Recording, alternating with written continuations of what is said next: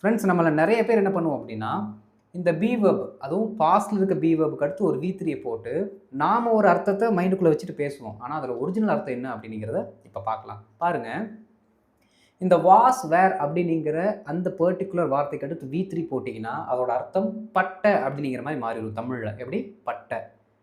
அதே பாருங்க வி1, வி2, வி3. வி1னா கோ, வென்ட், கான். இந்த கான் தான் வி3. இப்ப அதே மாதிரி கால்டு வி3. இப்ப கால்டு அப்டின்னா அலை, அழைத்த, அழைக்க.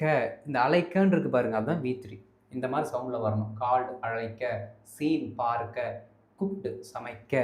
இந்த மாரி சவுண்ட்ல தான் வி3 வரும். சரிங்களா? அப்ப இந்த மாரி சவுண்ட் கூட இத ஆட் பண்ணீங்கன்னா வேலை முடிஞ்சுது. பாருங்க. She was called yesterday. She was called yesterday. Calledனா அழைக்க, wasனா பட்ட, ஷீனா அவள். அப்ப சேர்த்திட்டீங்கன்னா பட்டாள், அழைக்கப்பட்டாள்.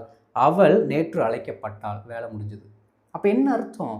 யாரோ ஒருத்தங்க ஆக்ஷனை இவங்க மேல செஞ்சிருக்காங்க. இவங்க கூப்பிடல யாரையும். நாம என்ன நினைப்போம்? She was called yesterdayனா இவங்க தான் வேற யாரையோ நேத்து கூப்பிட்டுருக்காங்க அப்படின்னு நம்ம நினைப்போம். கிடையாது. வேற யாரோ ஒருத்தங்க இவங்கள கூப்பிட்டுருக்காங்க. She was called yesterday. அவள் நேற்று அழைக்கப்பட்டாள். This food was cooked well. This food was cooked well. இந்த உணவு நன்றாக சமைக்கப்பட்டது. பாருங்க, இந்த உணவு நன்றாக சமைக்கப்பட்டது.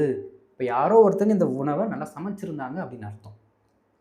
Cars were sold. Cars were sold. கார்கள் விற்கப்பட்டது இல்லாட்டி விற்கப்பட்டன அப்படின்னு சொல்லலாம், ப்ளூரலா இருக்கிறதுனால. புரியுதுங்களா? ரைட். அடுத்து பாருங்க, 2000 ஆண்டுகளுக்கு முன்பு திருக்குறள் எழுதப்பட்டது.